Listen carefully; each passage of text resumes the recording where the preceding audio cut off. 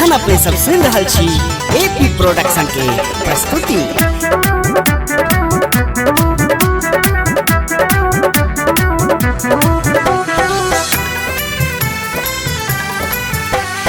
कल जर विनती करै छियौ बाबा सुनियौ हमर पुकार। कल जर विनती करै छियौ बाबा सुनियौ हमर पुकार। आहाँ के शरण में लौलक श्रद्धा के भार। आहाँ के शरण में लौलक श्रद्धा के भार।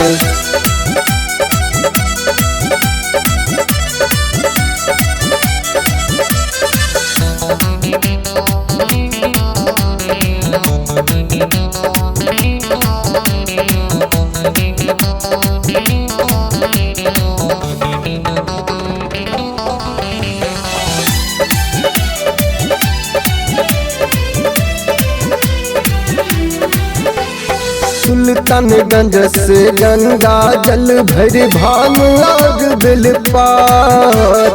सुल्तानगंज से गंगा जल भर भांग और बेलपात। दर्शन दियो भोला दानी हर चियाई के द्वार। दर्शन दियो भोला दानी हर चियाही के द्वार।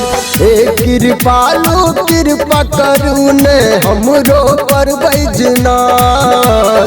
हे कृपालु कृपा करू ने हमरो पर बैजनाथ। आहाँ के शरण में लौलक श्रद्धा के भार।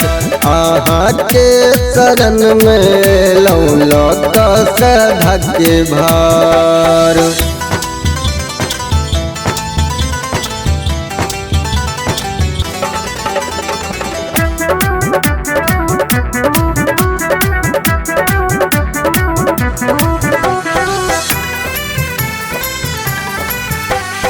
भान खुआयब चिलम पियायब नीलकंठ भगवान।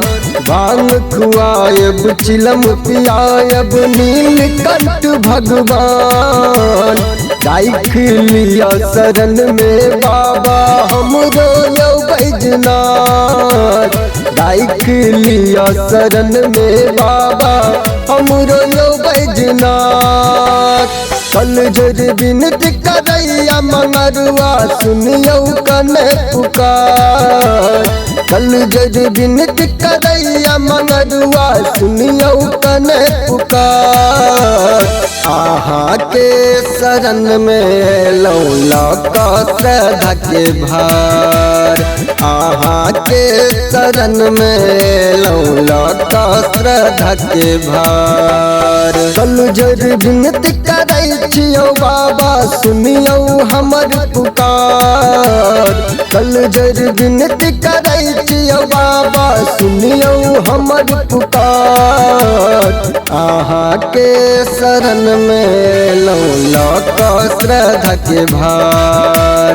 आहाँ के शरण में लौलक श्रद्धा के भार।